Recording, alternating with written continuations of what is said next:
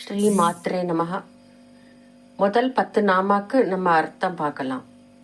ஸ்ரீமாதா ஸ்ரீ மகாராஜ்ஞே ஸ்ரீமத் சிம்ஹாசனேஸ்வரி சிதக்னிகுண்ட சம்பூதா தேவகாரிய சமுத்யதா உத்யத்பானு சஹசிராபா சதுர்பாஹு சமன்விதா ராகஸ்வரூப வாஷாட்யா குரோதாகாரா குசூஜ்வலா மனோரூபேக்ஷு கோதண்டா பஞ்சதன் மாத்திர சாயகா.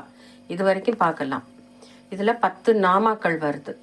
முதல் நாமா ஸ்ரீமாதா. மாதான்னு சொன்னாலே ரொம்ப வசந்ததான ஒரு தாயார் அப்படின்னு கொண்டாடும் மதம் நம்மளோட இந்து மதம். சனாதன தர்மத்துல தாயாருக்கு தான் முதல் ஸ்தானம். மாதா பிதா குரு தெய்வம்னு சொல்றோம். எல்லாருக்கும் முதல்ல அம்மா தான். அம்மான்னு சொன்னாலே விசேஷம்ங்கிற பொழுது இங்கே முன்னால ஸ்ரீ போட்டு ஆரம்பிக்கிறா. ஸ்ரீ மாதான்னு ஆரம்பமாறுது. இத பாடுபவர்கள் வச்சின்யாதி வாக் தேவதைகள். அவளுக்கு தெரியும் இந்த அம்மா எவ்வளவு விசேஷமான தாயார் அப்படின்னு. அநேக கோட்டி பிரம்மாண்ட ஜனனியாக இருப்பவள் அவள் தானே. அதனால ஸ்ரீ என்பது மரியாதை பொருந்தின பதமாக எல்லோருக்கும் தாயாக இருக்கப்பட்டவள் அப்படின்னு எழுதுறா. இன்னொரு விதம், பால் நினைந்தூட்டும் தாய் என்பது போல குழந்தைக்கு என்ன வேணும்னு குழந்தை அழும்போது இல்லாம அழறதுக்கு முன்னாலேயே தாயாருக்கு தெரியும்.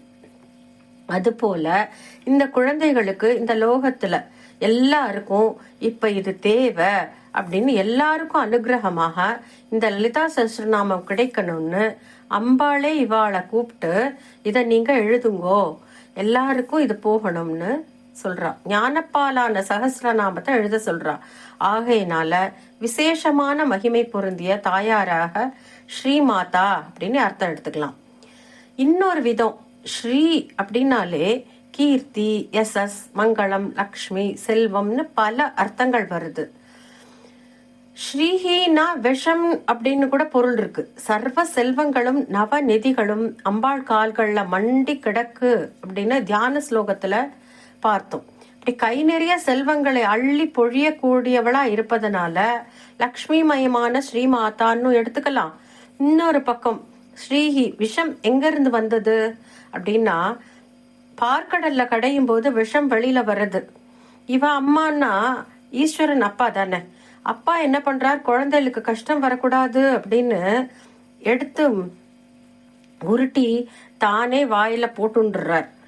அம்பாள் என்ன பண்றா, அப்படியே அவரோட கழுத்துல அம்பாள் கை வைக்கவும் அங்கேயே கழுத்துல ஒரு ஆபரணமா அங்கேயே நின்னுடுறது. அதனால அவருக்கு நீலகண்டன் அப்படின்னு ஒரு பேர் வருது. அம்பாளோட தாலி பலம் இது. சிவா ருத்ரஸ்ய பேஷஜி அப்படின்னு ருத்ரத்துல சொல்றது. ருத்ரனுக்கு ஒரு மருந்தாக யார் இருக்கான்னா சிவா அப்படிங்கிற மங்களாவான அம்பாள் இருக்கா. இது அம்பாளோட மகிமை. ஸ்ரீ என்கின்ற விஷத்தை முழுங்கின அப்பாவின் பத்னியான அம்மா அப்படின்னு ஒரு அர்த்தம் எடுத்துக்கலாம். அண்டச்சராச்சரத்திற்கும் இது கிடைக்கணும்னு பரம கருணையோட வச்சின்யாதி வாக் தேவதைகளை கொண்டு எழுத வச்சதுனால அம்பாளை தவிர வேறு யாருக்கு பொருந்தும் இந்த ஸ்ரீமாதாங்கிற சொல். அதனால ஸ்ரீமாதான்னு சொல்லி சஹஸ்ரநாமத்தை ஆரம்பிக்கிறா. அடுத்த நாமம் ஸ்ரீ மகாராஜ்ஞே நமஹா. சிறப்பு மிக்க பேரரசி அப்படின்னு அர்த்தம். ராஜ்ஞி அப்படின்னா ராஜ்யத்தை ஆண்டு கொண்டிருப்பவர். மகாராஜ்ஞினா ராஜ்யங்களுக்குள்ள மிக பெரியவளாக இருக்கக்கூடிய பேரரசி அப்படின்னு பொருள் வருது. ஸ்ரீமத் சிம்ஹாசனேஸ்வரியே நமஹா. அழகான சிம்ஹாசனத்துல அமர்ந்து இந்த லோகங்களை அடக்கி ஆள்பவளா இருக்கா அப்படின்னு சொல்றோம். நம்ம இந்த இடத்துல ஒரு கற்பனை பண்ணி பார்ப்போம். அவ அம்பாள் தியான ஸ்லோகத்துல சொன்ன மாதிரி ரத்தன கடத்து மேல காலை தூக்கி வச்சுட்டு அம்பாள் சிம்ஹாசனத்துல உட்கார்ந்துட்டு இருக்கா அப்படின்னு நம்ம பார்த்தோம் இல்லையா.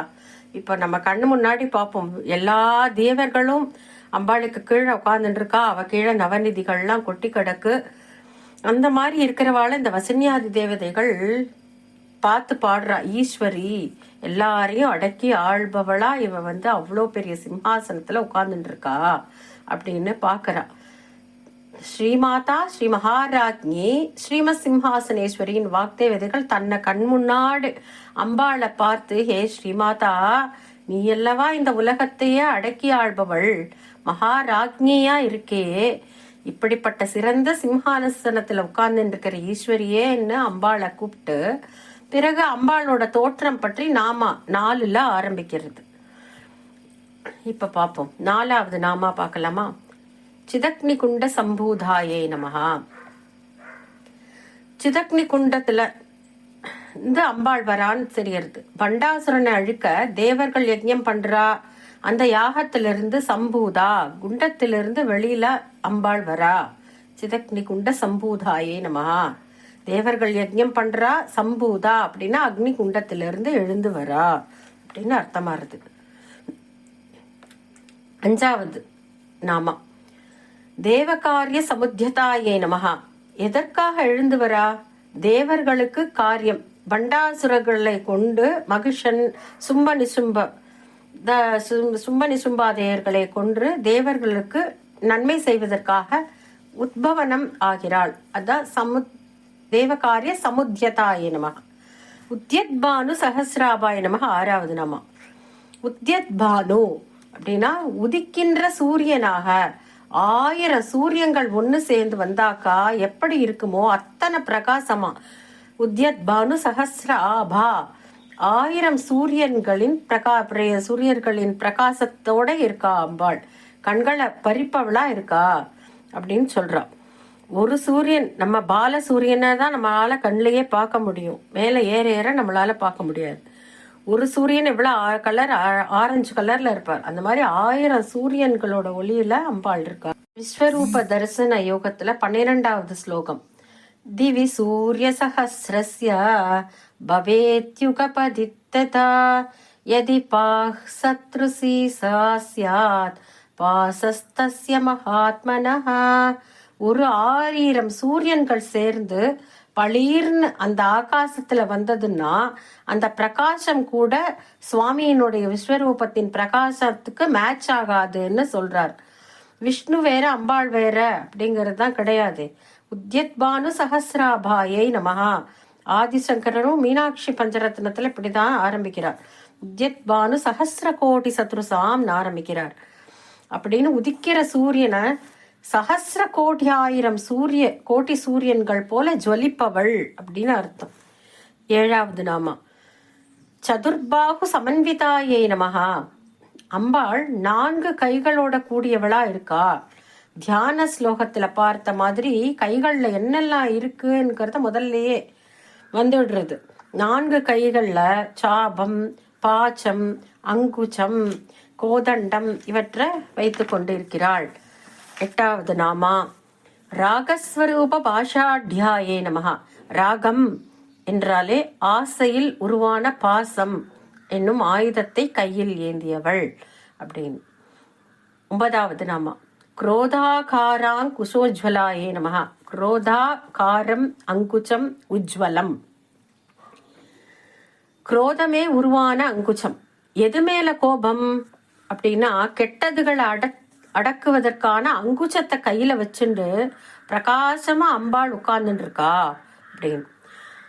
10வது நாமா மனோரூபேக்ஷ கோதண்டாயே நமஹா. மனம் ஆகிய கரும்பு வில்லை கையில் வைத்து கொண்டு இருக்கிறாள். அலைப்பாயும் மனதாகிய கரும்பு வில்லை அவளிடம் ஒப்படைத்து விட்டு என்ன பண்றாளோ பண்ணட்டும்னு விட்டுடணும்.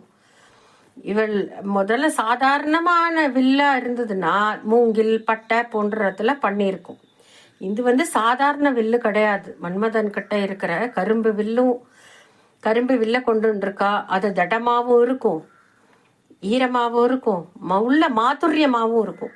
இந்த மாதிரி நம்ம சமர்ப்பண பாவத்தோட அம்பாள் கிட்ட ஒப்படைச்சிட்டா, நீ என்ன வேணா என்ன பண்ணிக்குவோமா, எல்லாமே உன்னோடது, நீயே எல்லாம் கதி அப்படின்னு அவ காலடியில கொடுத்துட்டோம்னா அவ பார்த்து நம்மளுக்கு நல்லது பண்ண மாட்டாளா என்ன? 10 நாமா பார்த்தோம். அடுத்த இதுல பார்ப்போம். ஸ்ரீ மாத்ரே நமஹ.